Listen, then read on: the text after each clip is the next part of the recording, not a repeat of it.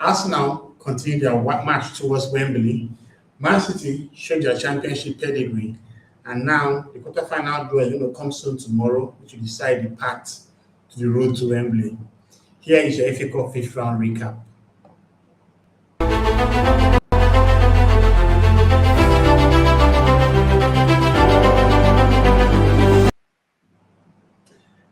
Welcome back to the bars. Now, the magic of the FA Cup was in full display again, as the fifth round produced huge drama, produced huge shocks, and of course, some dominant performances from England's biggest clubs.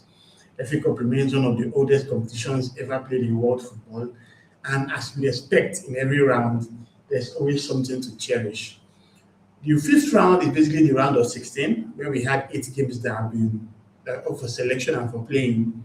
However, between Friday, Saturday, and today, 7 games were played.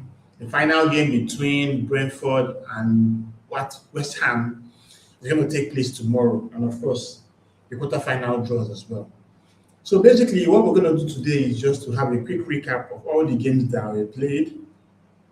Sundays is basically our review show. This is supposed to be the Premier League review show, but obviously there's no Premier League game. So I thought it would be nice just to sit back and have fun as we talk about the FA Cup. Arsenal is basically on par to go for the quad, but as it stands, Man City is also in the same position, but for some reason, it's only us they talk about. We are first in the Premier League, they are second. So we are still challenging for the title. We are both in the Carabao Cup final.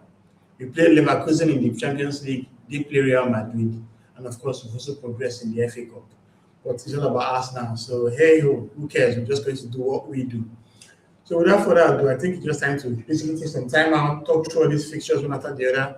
I have a guest panelist coming, Rory. He says it's going to be a bit late. So, when he comes, obviously, we'll cook, as we always do. Don't forget to follow him on the channel, Red RD, or some mate of mine does high quality videos as well, all about Arsenal too. So without further ado, let's start with the game that started on Friday night, and that was the clash between Wolves and Liverpool.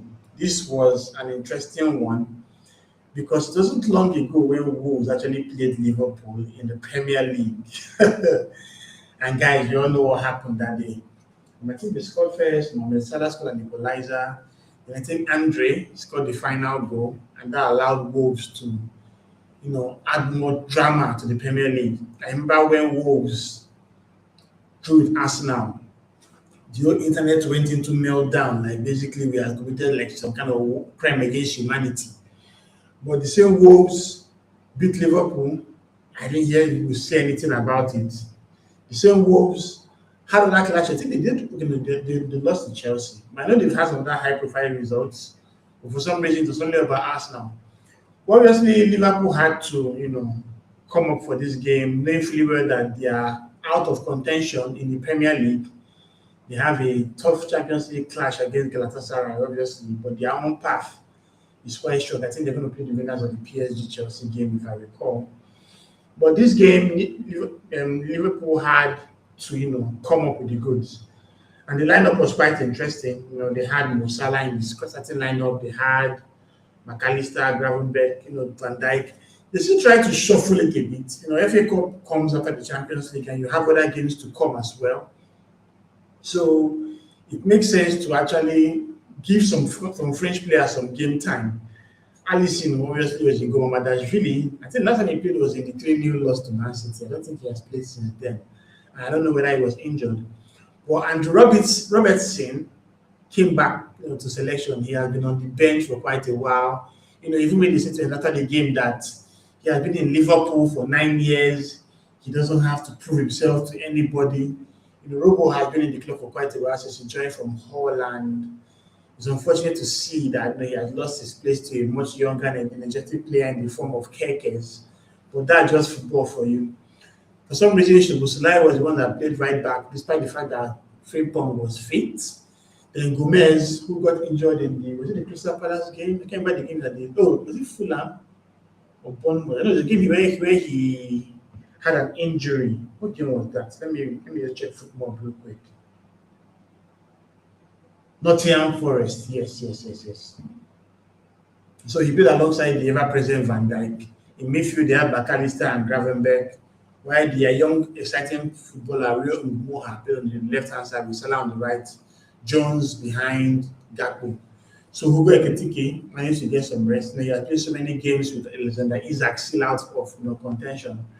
But the game was quite interesting. Liverpool scored first with Robertson. It was a lovely shot from outside the box. It just reminded people of how good he is. He also now had an assist for Salah. Salah was in the back post, basically smashed the roof of the net with a good goal.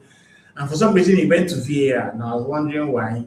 The VAR, call now took an eternity, to actually happen. Then Curtis Jones, a clearly French player for the club, also scored the third goal. Liverpool were home and dry. But later on, Hwang Hee-chan scored the only goal for Wolves. So this is basically a game that Wolves had just to try and do some giant killing, but it didn't work. The game was played in the second half. It was good to see them do what they did. It's the same way from the slot side. The slot is still in some form of, what's the word to use? Pressure. He won the Premier League last season, and there was some expectations of what we're going to do in the next campaign. He was heavily backed, spent close to £500 million, signing the likes of Alexander Isak, Florian Wirtz, Jeremy Frimpong, a top heavy squad. Hugo Ekitike. But Liverpool has really struggled. I think they are sixth. Where did the league right now? Let me quickly check that. That's sixth or seventh. Yeah, they are sixth in the league. Currently on 48 points with Chelsea, but they are just 3 behind Aston Villa and Man United. So that battle for top 4 qualification, the Champions League got to seal, be up for grabs. But this was a game that Liverpool was expected to win. They have a better quality than Wolves, and of course, they got that. So in conclusion, this was a simple game. Liverpool won, Liverpool 3, Wolves 1, and of course, they are qualified for the quarterfinal, which is a good thing for them. So we move on to Saturday. That was the first game of Saturday, which was Arsenal versus Mansfield. I did the match reaction for this, yesterday evening. So you can check the channel for that. That game was quite interesting. We've had players that have been running on fumes for quite a while. Declan Rice, Gabi Megales, Martin Zubimendi, even David Raya. These are players that needed to get some rest. And of course, we're happy to get a game like Mansfield, but we have to also be careful because Mansfield beat Burnley in the previous round. So what did we do? We switched to a 3-4-3 setup, information that Arteta has not used in eons. As we expect, Paris Abalaga was in goal.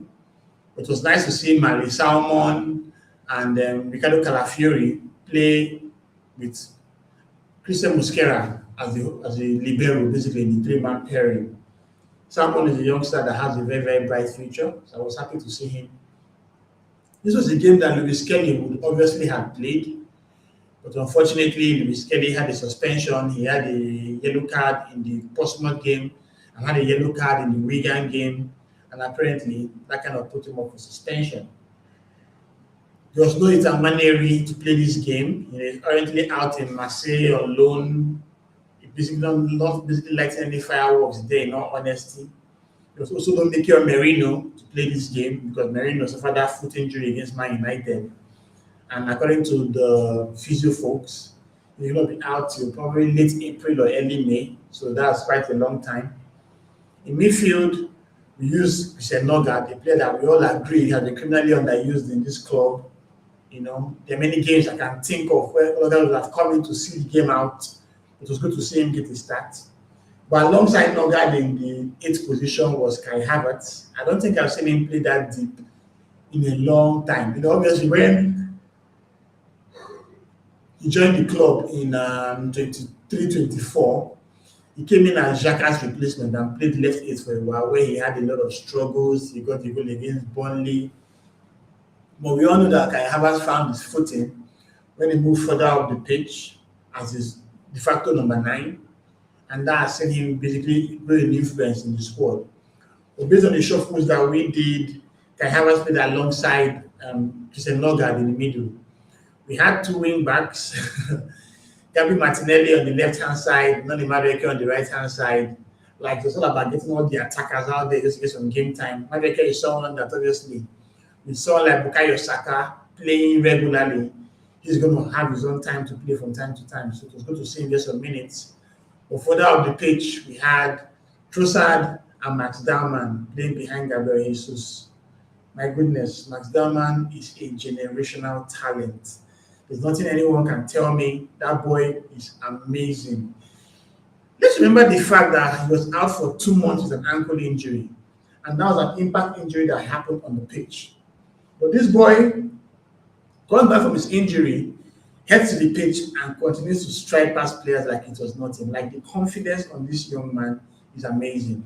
I really hope we don't ever get to loan him out, let him stay in the club and develop as well as he can, because Max Dallman is someone for the future. Like, I was amazed by his performance. I was so sad that he didn't score. Early in the game, Liam Robert played the ball directly to him. He dribbled his marker, got a chance, but played the show like a keeper.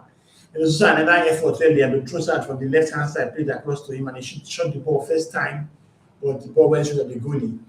He also had an opportunity to create an assist when he dribbled a couple of markers and fed the ball to Gabriel Jesus, but Jesus didn't really connect with the ball as well as he would have liked. And even though the keeper saved the ball, it was actually about to creep into the goal. The defender, I think Oshilaja was on hand to knock the ball off the line. But the first goal finally came from Arsenal's dominance, where Martinelli caught him on the left-hand side and drew the ball across, the edge of the area to Noni Madueke, and his first-time shot. Perfection. But Noni Madueke is like, I don't know, man. I was reading Asblog this morning, and they talk about how even he has the whole yin-yang thing going on. One moment, Noni Madueke produces a moment of extreme beauty and awesomeness. The next moment, it makes you, after scoring such a very good goal, he had a chance that was fashioned for him where he controlled the ball, but he used his right foot and blasted the ball to the side netting. Even in the same game, even the shot that he fired that went to throw in, and I was like, bro. So I love Madueke. I love the fact that we can comfortably rest Saka in games and have a player that, yes, it's not reaching Saka's level of output, but there's a fear factor that Madueke has. He is very direct. He takes on his markers. He's very good on the ball. And he has a good delivery on him. He had a corner kick that clipped the post. If you remember, against Leeds, he actually had a corner kick that went into the goal. Against Portsmouth, he had a couple of corner kicks that fed Martinelli for him to score. So I'm happy with Madueke's performance. I think I will give him an 8 in my match reaction video. Cheap plug. Go check the video out, guys. But I had a couple of disappointments. Number one, Gabriel Jesus. He was the captain of the night. He was the one that was supposed to lead the line. Against Wigan, yes, he had a good game where he scored that lovely goal where he chipped the goalkeeper. But against Mansfield, Jesus was missing in action. Like, I don't know, man. This is someone that has lost his place in the team to Gyökeres, and I think he's even behind Kai Havertz. Yes, it's Mansfield. Maybe the level of motivation was probably not there, but that didn't do him any good, in all honesty, because yes, the children have made many more games to play and you have to contribute. But Jesus is one player that if he leaves in the summer, I won't bat an eyelid. Because, in all honesty, we have not gotten the best out of him since we signed him from Man City. That initial time when he joined us, he was amazing, he was unplayable. But when he went to the World Cup in Brazil and suffered that injury, he has not been the same player.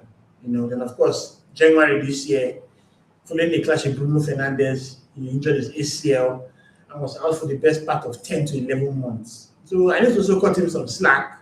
It's not easy, but this was the game I expected more from him. He didn't just have that connection. Maybe it's because of the whole 4-2-3-1 setup. No, 3-4-3 setup. But unfortunately, injuries paved the way for us to return to 4-2-3-1 because obviously we knew the pitch had a very poor state. It looked terrible. It was not as terrible as the Grimsby versus Wolves pitch, no doubt. But I think he played a role in the injury that both Leandro Trossard and Calafiori had. And when Trossard got injured, we brought on Hincapié, who was supposed to get some rest.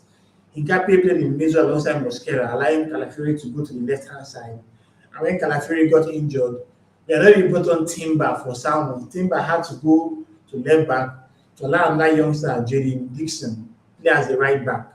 So Arsenal had Leverkusen in a couple of days, and I really, really hope that these injuries to Trossard and Calafiori are not too bad.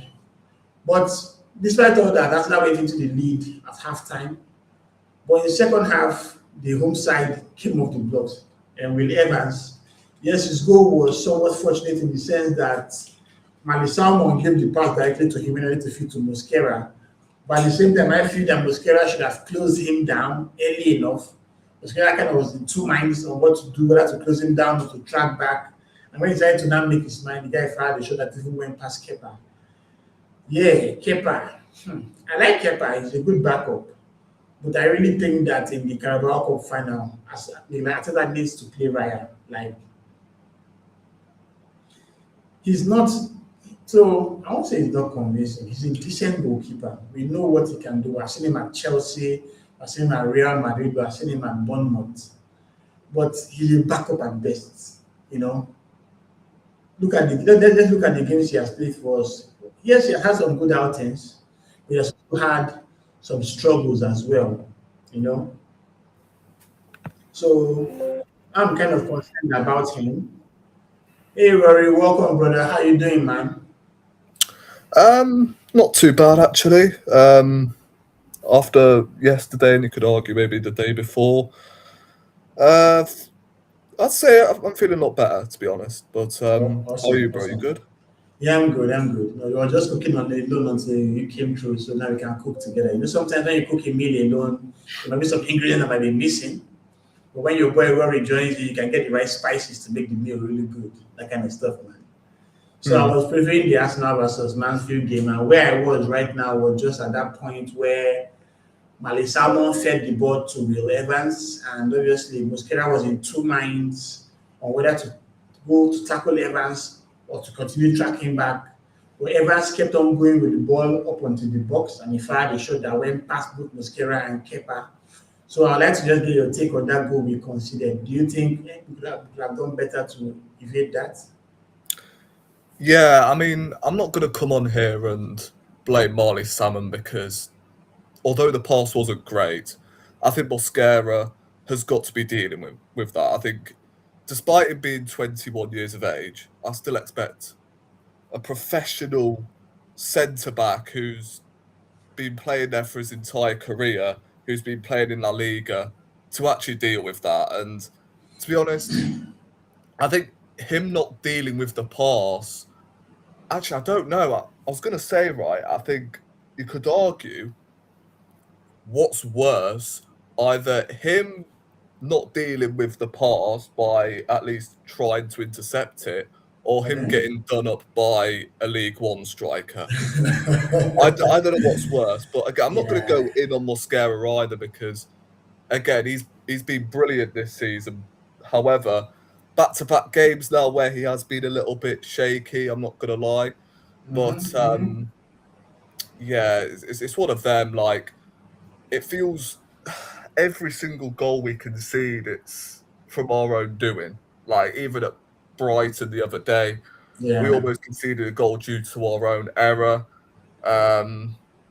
Against Chelsea, it was an own goal. So I just think it's a reoccurring issue that we've got to obviously eradicate because it's just it keeps happening where we're making errors leading to goals, and yeah, that wasn't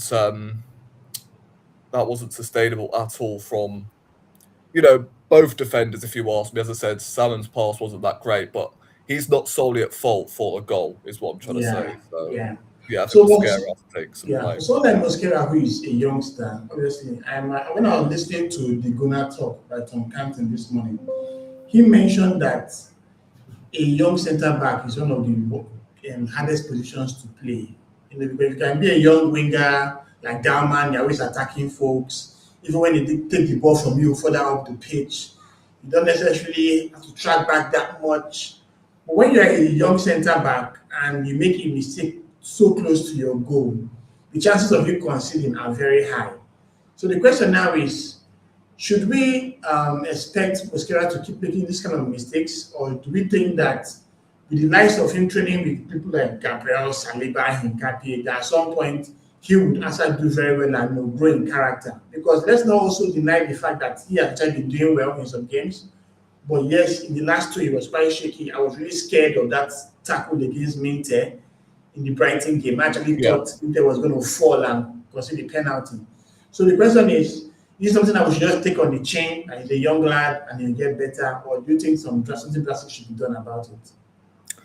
I think it's a bit of both, to be honest. Obviously, as I mentioned earlier, I think the fact he's been playing in La Liga for quite a bit actually at Valencia, I think there is a point where he's got to erase them errors, but at the same time, like, he is young, he is going to make mistakes, he's coming to a new league, and let's be honest, he's not really come in to play week in, week out, has he? Like, he's come to basically he's squad provide player at cover for best. Saliba.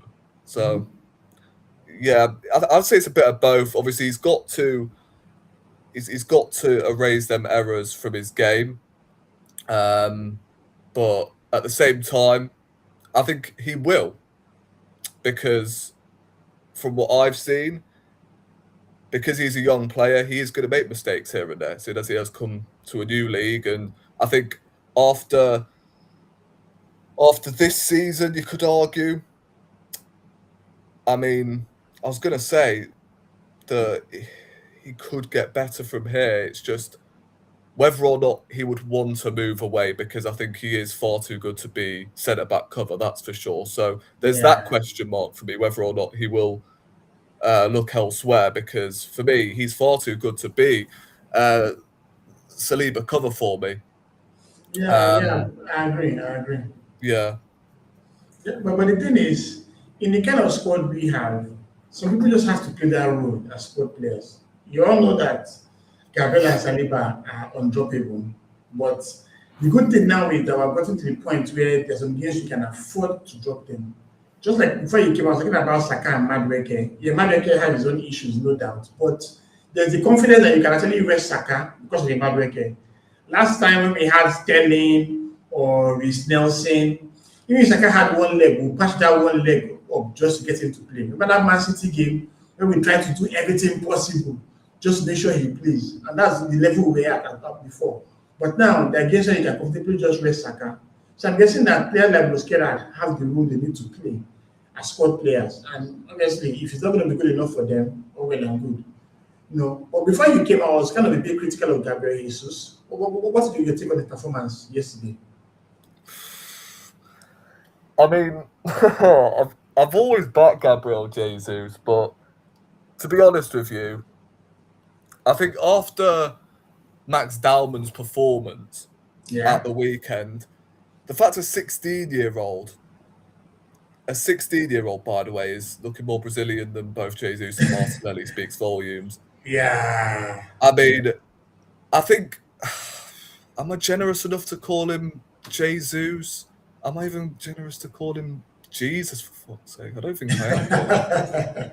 I think I should be calling him either Gabriel J or Gabriel Jesus, bro. Like, real talk. I mean, after that ACL injury, I think everyone knew, right? Everyone and their nan could see that Jesus could not play at the top level anymore. He's basically finished, which is a shame because I think he still does have a role to play in the team, and he's scored a couple of goals here and there. But at the same time, I'm watching him when he comes off the bench, and I'm just seeing him tripping over his own feet, and we're conceding goals every time he's coming on the pitch. Yeah, compared to your careers, right? Yeah, I agree. Yeah, and then when he's starting games, I'm just not seeing enough, really. I mean, the chance he missed sums him up, really. I know it was a goal line. Yeah, the pass from Dama, right? Yeah, like anywhere else, that's a goal. Yeah. But I just don't know. I think he does definitely need to be moved on Yeah, in the but summer, the which issue now is with the 250 bags he's earning, how many clubs can comfortably take him? Because yeah, I don't see someone like him going for a wage cut. yeah, but I don't see that happening. To be honest with you, I really don't. Um, I don't know whether we are going to sell him or just release him due to the wages, and that is Yeah, the problem. I think if we were going to sell him, we'd only get like 20, 25 million. I mean, yeah, unless Saudi come in, or maybe Turkey perhaps. I don't know. yeah. But when Who don't pay big the, wages, then yeah. yeah, yeah, like I So, don't see so us getting rid of so there was a Jesus. time when the president of Palmeiras was saying that she wanted to bring him back. Do you think you want to go back home at this point in his career? Is it too early? I don't see them paying his wages though. That's the Yeah, problem. true, They true. didn't want to do it last summer, I don't think, because they wanted Jesus, I believe, at the start of the summer, and then because they couldn't pay their wages, we had no choice um, to obviously keep him. Yeah, And of course, he was injured at the time, so obviously the injuries and the wages. I don't see how we are going to get rid of him really. true. If we're being honest Um, with and ourselves. apart from us letting his contract expire, which I think he's got like 1 or 2 years left now. Yeah, he has a year left. So you go end in 2027. So we're basically left with that choice of either enforcing a sale this summer or letting him go for free, or of course releasing him earlier before time. You know. Yeah, I think Jesus is a fantastic footballer, right? And we are surely like if he wasn't on ridiculous wages, I see him as a 30, 40 million pound footballer. Yeah. But because of the wages, I don't see how we how we get the money back really, because we Yeah, paid we 50 odd can million actually. for him, didn't we? Yeah, Like yeah, Zinchenko, when he came in, off topic, I know, but like he was yeah. on like 20k at Man City. I came to 150 bags at Yeah, our own that side. narcissist Edu decided to put him on what 150. Yeah, 150. Yeah. Like this is what I'm saying, and I can't believe I was blinkered to the fact that Edu actually did a good job at Arsenal in comparison to what Berta did in the summer. My God. Yeah, no, no. It's like night and day, man. Crazy. I agree. So Yeah. another issue that we need to discuss about was the quality of the pitch. Did that affect, or did it, was it the key role in the injuries that Tristan and Calafiori suffered, or was it just niggling issues from the past? I'm not the sort of guy that blames the pitch or anything. Um, and with the Calafiori thing, I'm even on tired, the man. carpet, right? He's always been injured anyway. So like, let's Yeah. not act like, oh well, because the pitch was shit, Calafiori was now Yeah, got injured. Sorry, like let's be honest, he's always been injury prone, sure. and this is why I'm saying that I think we may have to move him on in the summer. And fans laughed at me for that. I was like, oh, Calafiori's a fantastic player, but you're never available, mate. So what's the point? Yeah, and I really feel sad about it because he started the season very well, allowed MLS to actually lose his place in Yeah, the squad. But when he now finally came back, it's just evident that there's something lacking, In Capi now started taking his place in the yeah. squad. And I But prefer Capie, to be honest with you. I think defensively he's astronomically better than yeah, by Calafiori. far, And then by going far. forward as well, like I know Calafiori is everywhere basically, and Yeah, chaos agent and stuff. yeah, he's probably a better finisher than Incapie, but I think Incapie's got a better cross on him. You could argue Yeah, from the than byline. Calafiori. So there's not really much between them offensively, but defensively, I think Yeah, Incapie's it's miles miles ahead. ahead. Yeah, yeah. Same with Timber Yeah, and White. and Timber defensively is way above White, but offensively, you know what White can do in the final third. You know. yeah, but at the same time, as I said, I think Incapie's final ball is better than Calafiori's. And Yeah, I agree. he's probably better than most of our attackers when he's driving with the ball as well. Yeah, I agree. Um, I agree. but the thing is, Calafiori, I believe, and yeah, Dom might have to help me on this one, but I'm pretty sure Calafiori has got a worse injury record than Kieran Tierney, but we all called that out, didn't we? Ooh, I'm pretty sure he does have a worse I, injury record than Tierney. well, I think it's worth researching. I think it's worth researching. But Tierney was also in the same category, like having a player so good Yeah, but but not available. he was nowhere near as injury prone as the likes of Zinchenko, Tomiyasu, and Yeah, Calafiori. yeah. Like It's the thing crazy is, when you we think actually about it. extended Tomiyasu's contract as well at one point. So it's like, Yeah. well, what are we doing here? What was wrong with Tierney? Oh yeah, because he didn't suit the manager's system. When let's be honest, so far this season we're not really playing with inverted fullback, are we? We're not Yeah. playing inverted Yeah, fullbacks. yeah. It's so funny when Our you think fullbacks are about it. further than our wingers, bro. It's madness. Because Tierney basically doing what Nkapie does, go to the Yeah, byline and cross. That was the option. I don't know why he really wanted to shoehorn Tierney into playing that inverting role. I thought since he exactly. had Zinchenko, you could have had two systems. When you play Tierney, you use the byline. When you play Zinchenko, you come back to inverting. But that's all Yeah, good though. It's just and what it this is what is. he does to like pretty much all of the players. It feels like he did the same with Nketiah Mm-hmm. when Jesus got injured. He was trying to fit Nketiah To be a into like the Jesus. Jesus Yeah, profile. yeah, and he can't He's hold doing the up same play. thing. And you get a poacher like Aubameyang. Well, he's the manager. That's why he had the big box. But it's all good. Now let's talk about the folks that came into the team to change the game. Like the guy on the picture, Izzy. Yeah. Was this a game he was supposed to even start?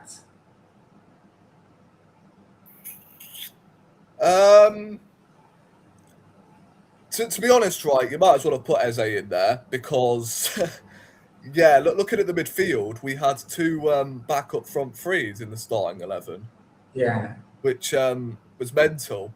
The fact you had no like proper midfield stability in there, I it think, was crazy, kind of man. kind of cost us really. And Yeah, Mansfield definitely exploited that. The fact we had three attackers in the midfield, Havertz playing defensive midfield, so deep. Norgard was filling Yeah, in at centre back. I don't know where anyone was playing, to be honest. yeah. It was But I quite think confusing. Eze came on and he brought a lot more control. Obviously, scored a fantastic goal as Yeah, well. that was a good goal, man. Yeah, and I heard something that from March onwards, I Yeah, think it's spring from easy. March to May. Yeah, I think even it's in his got like Crystal like Palace 27 days. goals or something. Mhm. Like through his career, from is it April to May, March to something May, like that. actually. Yeah. Yeah, so he is in form. You could argue right now. I mean, he scored 2 against Tottenham. I know he fired blanks against Chelsea and Brighton. But that goal effectively got us through in the cup. Yeah. Again, listen, Mansfield, I'm hearing they had a couple of Tottenham loanies in their starting 11, Yeah. so Two no Lonis, wonder yeah. Eze came on and he ended up scoring. So yeah, like again, I Yeah. thought it was really good when he came on Eze and Yeah. looked dangerous. And I think shout out Norgard as well for the assist because once again I Yeah. thought he had a very Yeah. good game at the weekend. Yeah. So He had a very good game. Yeah, I think it's high time to start playing Nogard in the Premier League. Zubi is looking knackered like every week. It's very evident that this man is looking at so I'm happy he got this rest. But with the games coming thick and fast, Bayer Leverkusen, Everton, Bayer Leverkusen, Man City final, we need to find a way to at least make Nogard start games, at least one or two. So any final thoughts on the Arsenal Mansfield game before we go to the next one? I mean, I don't know if you've already touched on Max Dalman already. You probably Yeah. did at the start, but Yeah, I did actually. yeah, as I said earlier, like he was head and shoulders above anyone on the pitch for Arsenal at the weekend. I don't know how like he treats the senior level like he's been playing for years, and I called it out on my on my channel the other day. I think Max Dalman will become one of our best players in the next 3 to 4 years. In fact, I think I'll go as far as saying he'll probably become one of the best players in the league in 4 years, Mhm. as long as Arteta manages him well and actually gives Yeah. him minutes. Because I see a Lamine Yamal type in Max Dalman. Not saying Yeah. he'll reach the level of Lamine Yamal, but I think if Arteta manages him correctly, actually plays him in his favoured position, which can be anywhere at this rate. He can play as a 10, he can play... Yeah, he was actually a 10 in this game, and he was amazing. Yeah, he can play on the right. I think he could even do a job on the left. Yeah, I think he would still show more Mm. technical security than Martinelli does on the left-hand side. Yeah. Come on, To be honest, I think Martinelli looked like the Englishman, and Dalman looked like the Brazilian. the Brazilian, right? Which is mental. Yeah, and funny enough, Mazama was out for 2 months with an ankle injury. Imagine having that kind of injury. You want to be scared of when people bring their legs towards you, but this guy was so unfazed, and was just doing his thing. Like I was told on my TikTok apparently that you got to be positive towards Martinelli and Jesus. They've not played in ages, and I'm like, I'm sorry, but what? I'm sorry. Dalman has not played football for 3 months since November, and he's a 16-year-old, and that was his first start. He's been playing on the right-hand side for the vast majority of the season. That was his first game in a new role. Yeah, and he looked better than both Martinelli and Jesus. And I'm like, what are you talking about? Yeah. I know Jesus has had an ACL injury, and it's not his fault. But my God, like Jesus has played more minutes recently than Dalman has. That's for sure. So I'm like, well, we're talking a 24 and a 28-year-old in Gabriel Jesus and Martinelli, who are on over like 150 grand a week. Like, are you mad? Yeah. So one final question though. With this Trossard's injury, what are we going to do about the left-hand side? Are we going to use Martinelli for the Leverkusen game, or do we move Eze to the left to bring in Havertz as the 10? You know what it is with Trossard, right? And one thing I have actually clocked with him is he'll get injured and then he'll be perfectly fine for the next game. It's almost like the guy is just checked out.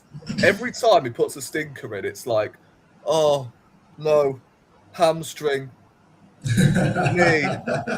Oh, I need to come off, I think. Yeah. I'm like, you're not fooling no one. Well, you're not fooling me anyway. Because you'll be perfectly fine on Wednesday, won't you? Against Leverkusen. Listen, if you're checked out, just say, listen, I'm 31, boss. Just leave me be. I don't want to do this anymore. Because at the moment, the guy needs to catch up on sleep. And he's just like, 31 years of age. And the fact we had to pay him, a wage increase in the summer as well. Yeah. This is the opportunity when he has 1 year left on his contract. To let him go. Yeah, to get some money for him. He's been a fantastic servant for the club, and I think at the start of the season, he was absolutely brilliant. Since December, he's fallen. Yeah. And I think it's probably I think it is probably the minutes he's playing at the moment. Like, they're catching up on him. As I said, he's 31. He's approaching 32. He can't play every single game, bless him. So, and these are where the injuries are coming from. Though, listen, again, as I said, I'm not falling for the injuries because it's probably a case of, I'm playing shit, so I don't really want to play anymore. So, I agree. And I'm really hoping that we can get a good left winger in the summer. Obviously, I know the rumors of Kivicha, Kawashkelia, they are fake, but that's one I don't mind in my club at all, man. You know. Okay, so let's talk about the next game, which is the Wrexham versus Chelsea game. This one was quite interesting, bro. Ooh. Your thoughts on it? Yeah, it's really unfortunate for Wrexham because before this game, I didn't even know they were in the Championship, you know. I only remember them a couple seasons ago. They were in non-league. And the fact were they in non-league or was it in League Two? No, League Two. It was League Two. Yeah, League Two, sorry. I don't know where I got non-league from. But they're in League Two, and then in the space of a couple of seasons, they're already in the Championship. And I think they're in the playoff places, I believe, if I'm not mistaken. Yeah. So they're having a fantastic season, and they could actually make it to the Premier League, which would be mental when you think about it. But Chelsea did not play well in this game, despite scoring 4 goals. Yeah. You know, Wrexham made the lap look like bloody R9. I thought he was actually pretty decent. And then like even Garnacho as well. I mean that goal. Where was everyone He though? scored. I mean, I think everyone thought that he hit the post at first. yeah, because the way the player went in and just flew away, I was like, okay. And he knew he scored it, so he went to celebrate. But like that ball go in, act like what replay just to be sure. Yeah, but when the ball just bounced off, it was so funny. One of them ghost goals, isn't it? Yeah. Like, you don't understand how it went in, but it did. I don't know how you possibly hit the bottom frame of the goal like that. Like, I mean, to be fair, it's a good volley. Without the ball hitting the net, right? It was quite interesting. Yeah, it executed that volley to perfection, and I think did Chelsea go 2-1 up at the time? I can't remember. No, it was Wrexham 1-0, Chelsea 1-1, Wrexham It was 2-1, then Chelsea 2-2, then of course Chelsea 3-2 after the red card. Yeah, they obviously scored an unfortunate own goal as well. Yeah. I mean, I do feel sorry for Okonkwo, because he's been... It'd be very good for them, actually. Yeah, he's been involved, like, in probably the most scandalous own goals you'd probably see. I think they played... who was it? I'm trying to think. Who did they play in the FA? Was it Nottingham Forest? And, the one that he cleared the ball and he hit the player and went back into the net, right? I think that one. Yeah, I think he scored an own goal in that game. I don't know why he's on the end of some unfortunate events in these FA Cup games. But then again, the third goal that the VAR disallowed, if that left back allowed the ball, would the ball have entered? What do you think? I actually don't know, to be honest. Yeah, because I don't think it would though. I was hoping for a penalty, bro. If that game went into 3-3 and they went to penalties, trust me, Chelsea would have been out because they were won by their occasion and stuff. Yeah. Was it going in anyway? I think it may have been, but it's just. Again, but then again, let's talk João Pedro for a bit, man. That guy's form has been something else, man. Yeah. Like, I mean, a guy that I've not really rated over the years, but I think this year he's definitely been a different player under. Rossinian. Yeah, Rossinian. So you've got to give him credit for that. Although he didn't really do anything against us, did it? But at the same time, he was against the best centre back pairing in the league. So, I mean, you got to give him credit for that. Apart from, again, obviously Wrexham went down to 10 men, so it didn't do them any favours. I don't know what the geezer was doing, to be honest. Yeah, that was so funny. Like, that was a terrible card. That was a terrible red card to concede. Like, yeah, I know you're trying to go for a tackle. I know you're overwhelmed with the whole occasion of the cup, trying to impress and whatnot. But that was like a very... I think you have broken that guy's leg, man. That was a very dangerous... Yeah, last minute as well. You don't want to do that, especially when it's going to extra time. Extra time. For 15 minutes. You don't want to get yourself sent off in that scenario. I agree. But one interesting thing to see that Chelsea defense is still crap. Like, if you look at the games recently, Burnley, Leeds, and the rest, the defense has still been very horrible. And that's why I'm really thinking of that Man City game against them, whether they could actually do anything in that game, because, man, the goalkeeper played the game route one, and Sam Smith had the time to trap the ball, pick his spot, and place it past Sanchez. I'm like, whoa, But they've gotten the results. Any funny that Robert Sanchez, who was compared to Raya a couple of weeks ago, has now been resorted to second choice at Chelsea? That is so strange, isn't it? Going from... Yeah, but he's better than Raya to then playing in cup competitions. Yeah, but to make it worse, he was even third choice in Brighton. Verbruggen and Jason Steele were ahead of him. And he came to Chelsea and became first choice. Like that, as with the 1 billion they've spent, it's quite surprising to see how they've not improved many parts of their squad. I think Raya at Brentford was probably better than Robert Sanchez is at Chelsea. Of course. Okay, so let's go to the next game. This one was quite annoying. When I saw Ashley Barnes going, I was like, yes. Because so the hate to watch part of me was like, City needs to go out of the FA Cup and go out against Real Madrid before playing us in the Carabao Cup final. Low morale and whatnot. But man, that back post, I don't know for the life of me what the Newcastle were doing.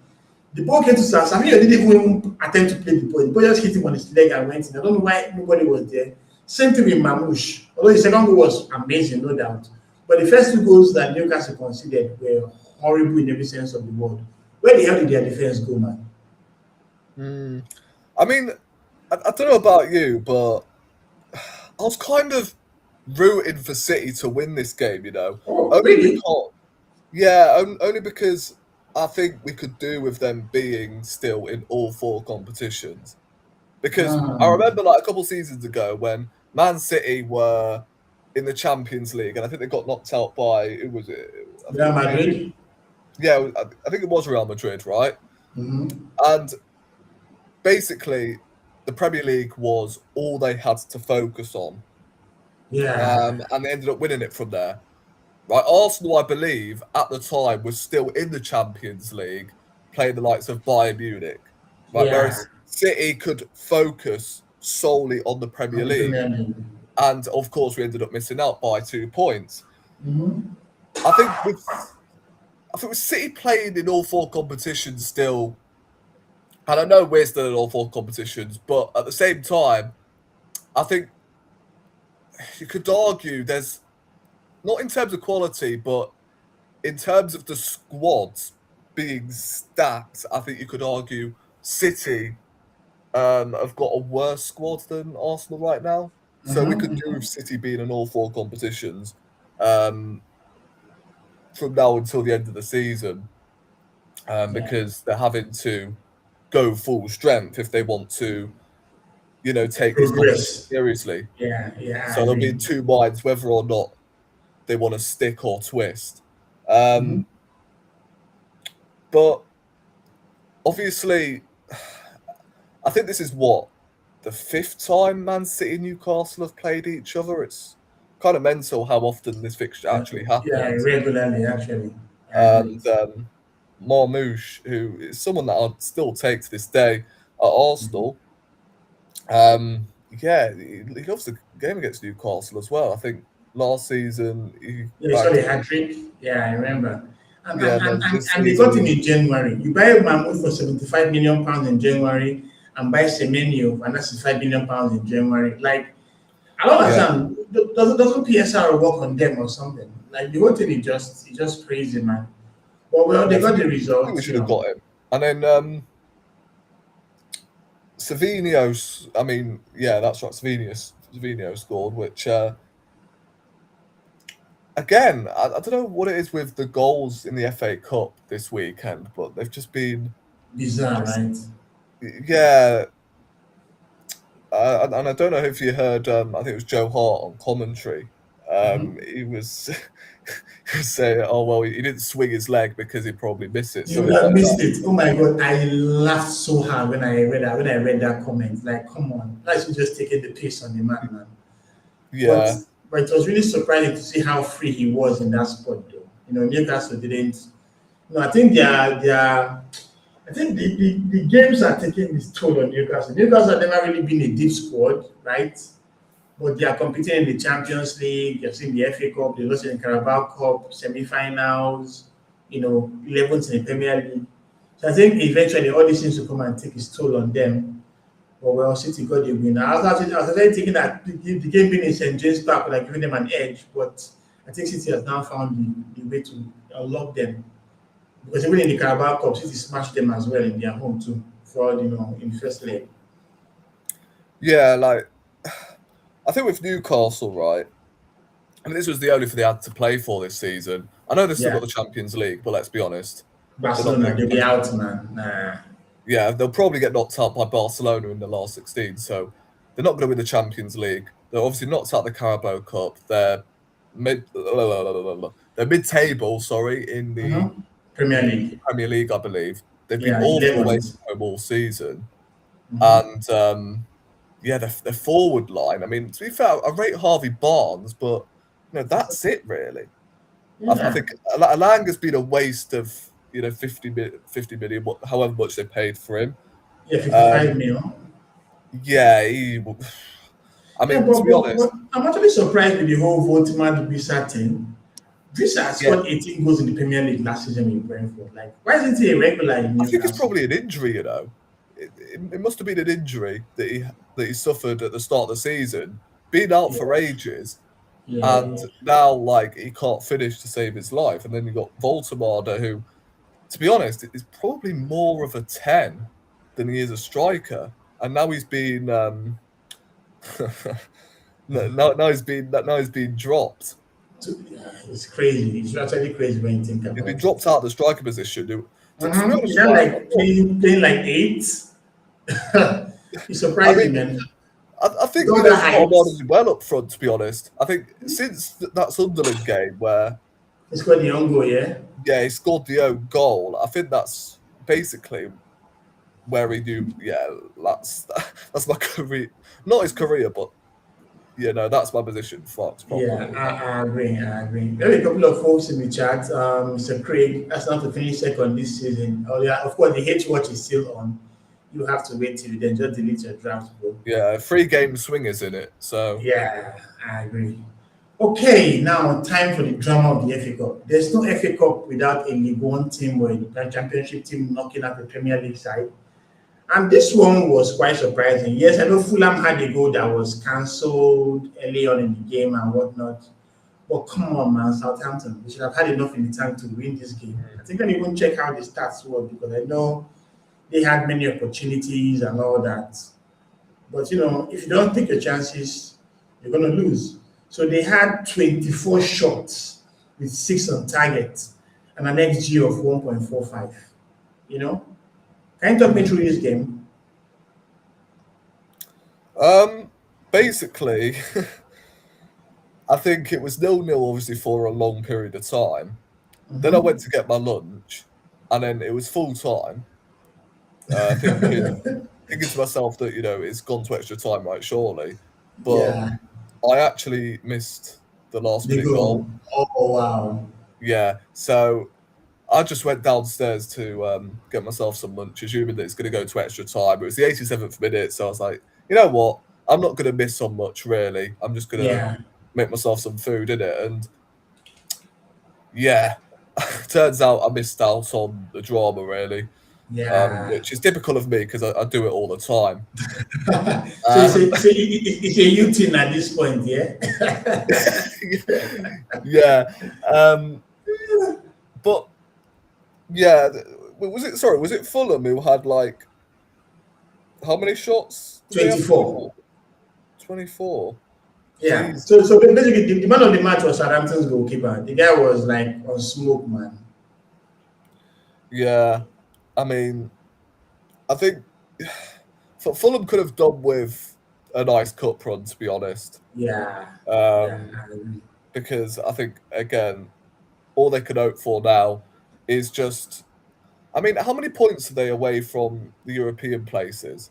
So right now, Fulham is on. Let me check real quick. Fulham is on 40 points, and Conference League, which is Brentford, is 44. So Oh, they can wow. still make the Conference League. Although Europa League is where Liverpool, which is 48. That's kind of Yeah, far a so bit. yeah, the 4 points off a European place. I think that's all they've got to play for, really. But in terms of like winning a trophy, winning silverware, yeah, that's probably in fact, it has gone, hasn't it? Like the FA Cup and the Carabao Cup were the only two Yeah. domestic competitions they could fight for, really. Mhm. Um, obviously, like a European place for them is only if Brentford end up slipping up from here, which I don't see happening. In Yeah, all honesty, but even behind Brentford, there's Everton in 8. And yeah, Everton have that pedigree to actually do better. So I'm even seeing more comments from Craig. He says his team Liverpool don't know what they are doing at the minute, voting man in midfield. Then he says, do Sunderland next, and you've done it again. So you should go to the next game is against Sunderland. So are we seeing another own goal coming through? yeah. Yeah, that's crazy. Although Fulham has always been inconsistent, in all honesty, and they are Yeah, a team that is always comfortable in their mid-table spot. Yes, we would have expected to at least go into the result against Southampton. Was surprised to see them lose. So obviously, let's look at the next game, which was even more shocking, which was Port Vale winning Sunderland. I didn't see this on my bingo card, man. Like, Port Vale is a League One side, Sunderland had 17 shots, Port Vale had just 9. Sunderland had 4 big chances, 6 on target, and XG of 1.72, but they lost to Port Vale. So come on, this is why I love the FA Cup. yeah, And it always happened to us against Mansfield because when they got that equalizer, there was just this shift in the atmosphere. Like, oh, that's not about to really mess things up. And that's why we had the quality to bring the likes of Eze and Timber to come in and basically change the game for us. But if we didn't have that kind of quality on the bench, who knows, might have turned another way. So Sunderland, I think their fairy tale season is over, right? Because they've been losing and losing and losing and losing. And early in the campaign, they had many wins. They were seventh in the table. We were saying all sorts about it. They never lost at home. But I think in recent weeks, their form has really dropped. But obviously, I don't think they'll get relegated, no doubt. But what's your exact take on how they've been performing in recent times? yeah. I mean, listen, Port Vale through to the quarterfinals of the FA Cup is just mental when you think about it. Credit to them as well because you're thinking Sunderland away from home, the season they've had. Surely, because in all fairness, their away form has been quite underwhelming. That Yeah, Sunderland have got more than enough to stay up. propose a decent cup run. Like obviously, the next stage of the quarterfinals is the semi-finals where you get a trip out to Wembley, in it. So Mhm. listen, it's mental when you think about it. When Port Vale are potentially 90 minutes away from going to Wembley. Wow. I don't know whether it's the first time for them or they may have been to Wembley once or twice when they've Yeah. been in like Yeah, what so was it? this is their first quarter final in 72 years. Yeah, that's mental when you think about it. So Whoa, it's it's that's a it's, lot, it's, it's, man. a, it's a fantastic achievement for them. Mhm. Um, I do hope we get Port Vale in the quarterfinals though. Yeah, Yeah, I have the perhaps not same away from prayers too, home though. bro. Perhaps not away from home because that pitch, my God, is probably worse than Yeah, Mansfield I think we played them when did we played them the in the League Cup. Carabao Cup, in the League Cup, yeah, where we won Yeah, two third zero. round. you know. And Craig is like, I would love to see an underdog story, but Port Vale are not my favorites. Not because of beating Sunderland, but also because of beating Sunderland. Yeah, everyone will be hoping for them to do very well in the competition. But I really hope they get Arsenal, home or away, so that at least Yeah. I can show up I my don't know spot how in Wembley. Sunderland didn't score, by the way. Yeah, Yeah, you the know? keeper was on a mad one. I think they hit the post at one stage for a cross. Yeah, yeah, So, yeah. I agree. I agree. And Craig also had another comment about Arsenal. He said Arsenal really surprises him. Yet they get called bottle job, but they really need to show up and show everyone that they can do this. So there's this pressure that just from everyone, fans, pundits, for us to just keep them bottled up and not really know the PTSD also exists. But I think there's a calmness about the team this season. What do you think, bro? yeah, I mean, with Arsenal being called bottle jobs, I think if we don't win the league this season, I think, listen, every rival fan has a right to take the piss, really, because you can't bottle the league from here. You've got a 7-point lead with with 8 games to go. 5 of them being at home, by the way. I think we've only got 3 more away games left. Ooh, yeah, So you can't possibly blow it from here. You true, just true, can't. true. What I don't agree with is obviously like the agenda around Arsenal. Um, you know, geezers at Talk Sport, etc. And you got Gary Neville, Jamie Yeah, Carragher, etc. Over the years, always we've been talking. done for, celebrating, or should I say, over celebrating. But this season, you could argue is 10 times worse. You've got Paul Scholes telling us that apparently, because the league has been that shit this season, No that one should win it. That's yeah, just BS, man. they shouldn't be given a trophy this year. And I'm like, well, if United were in the same position, then you wouldn't be saying the same thing, would you? Yeah, I agree. Like You Man know, United, believe it or not, won the league with the lowest amount of points yeah, in Premier 78 League. points, man. I mean, seeing the records. Yeah, 75 points, by the way, they won the league.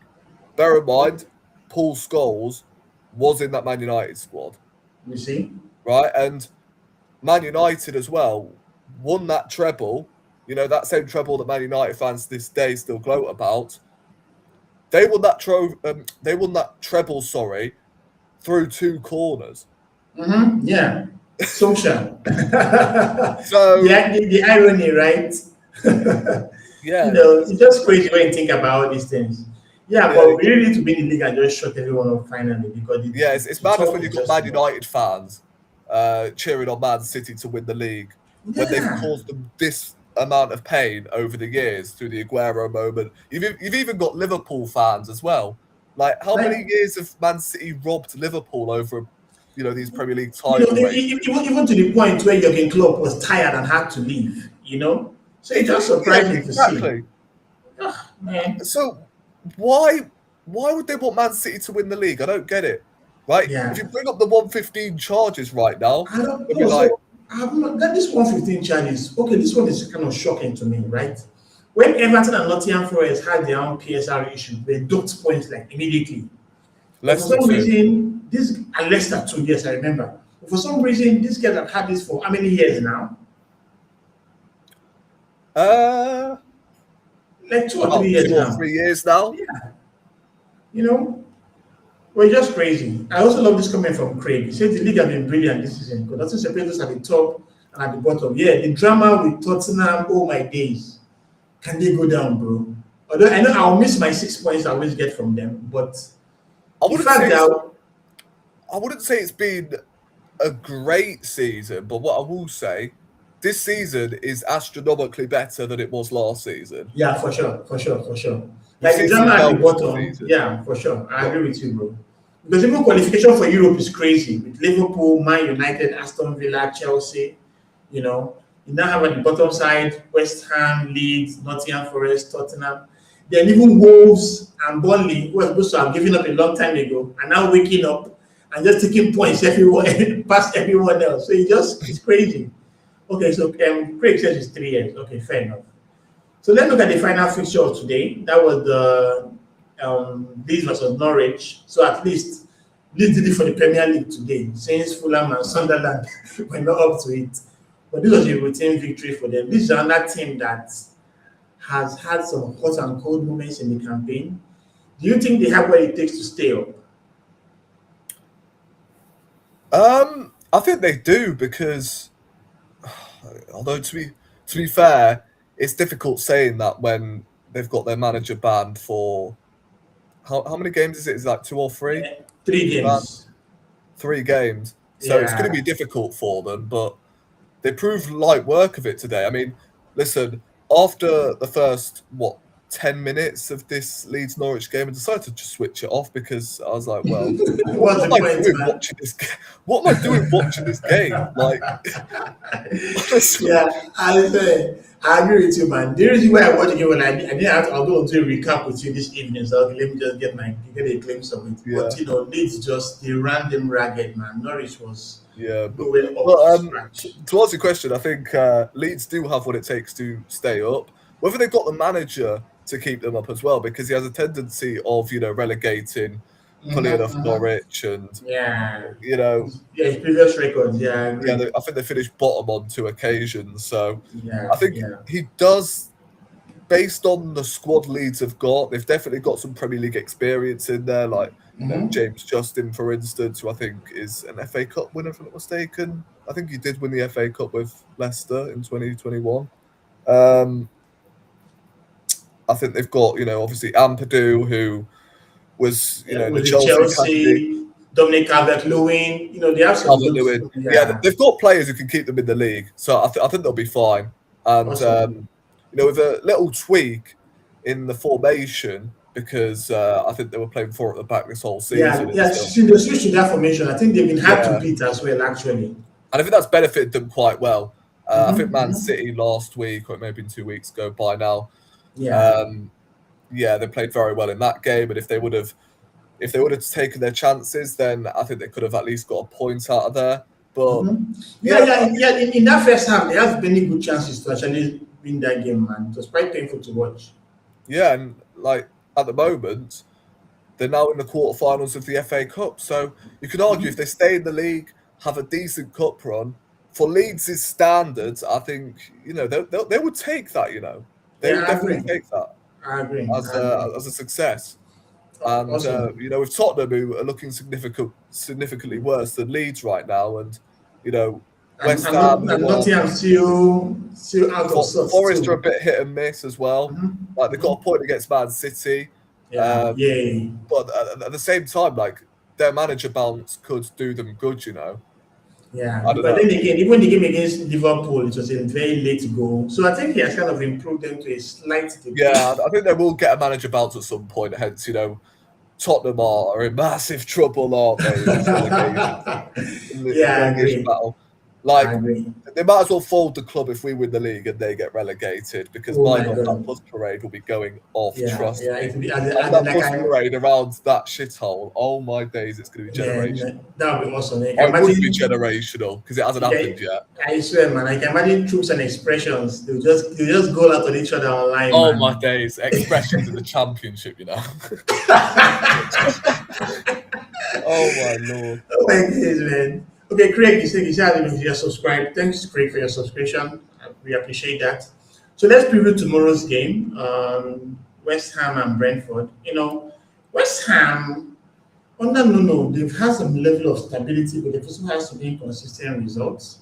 Brentford, on the other hand, the player actually 70 in the Premier League. No one actually expected them to be where they are today. With Kit Andrews in the helm. So, what's your take on this game? Who do you think is going to win? I think it's a difficult one, actually. I think because West Ham, I think their focus right now is staying up in the league, obviously. Yeah, So I think I hate this terminology, but they they've can got afford a to bigger lose fish it. to fry at the Yeah, moment. Although to be fair, you would probably prioritise the trophy, right? However, I think from a West Ham perspective, I think they're more focused about staying in the league at the moment.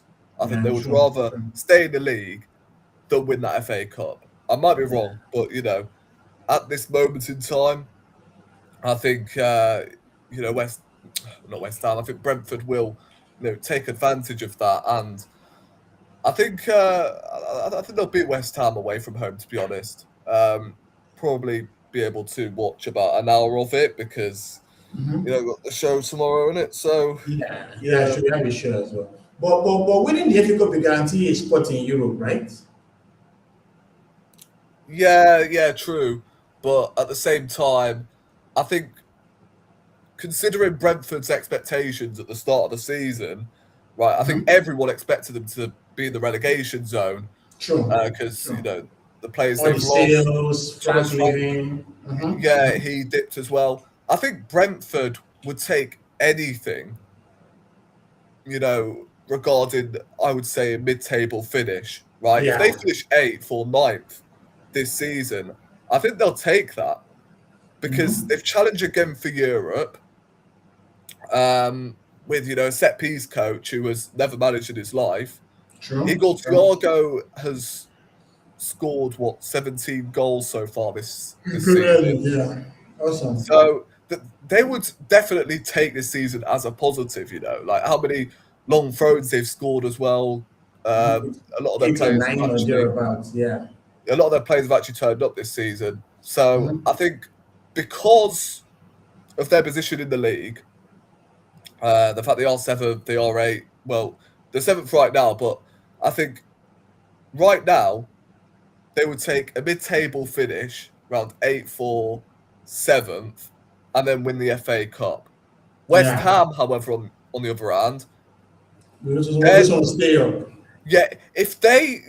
exactly. If they were about mid-table, I think I would see them prioritising the FA Cup because again, a mid-table finish and a trophy, like, Yeah, listen, not bad at all, man. yeah, not bad. But because West Ham have to put all of their eggs in one basket to stay in the league, I think Brentford will actually take advantage of that, to be honest. Awesome, awesome.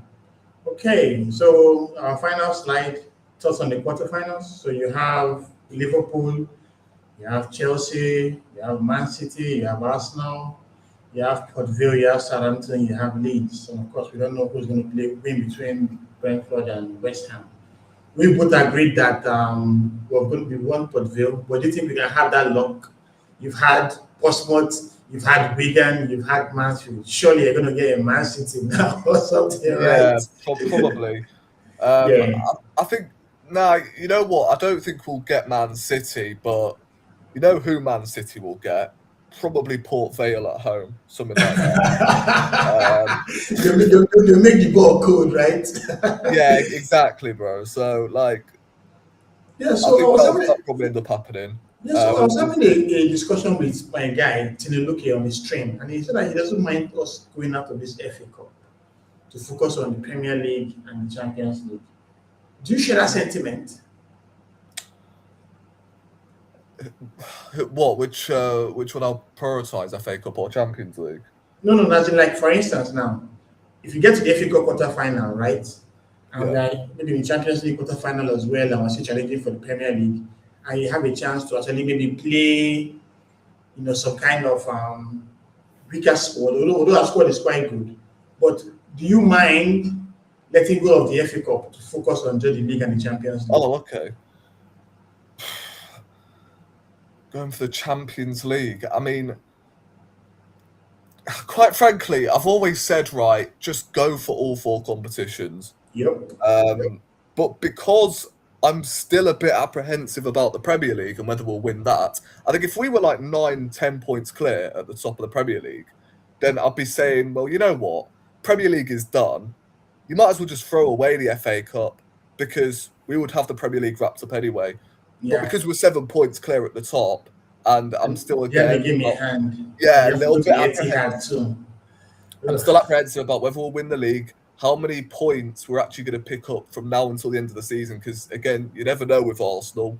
We can Mhm. literally slip up at any point, like we did Yeah. against Wolves away from home. Like since that game, I've not really been confident in any of them. Basically, Yeah. going into any of the games because I just know that we're capable of slipping up at any point. I know City are as well, but what City can do is they can capitalise, right? They've been playing before us for the vast majority of the season, so they know how to basically apply the pressure on us, and they've done it on numerous occasions. We've not been able to obviously capitalise, whereas City can do that.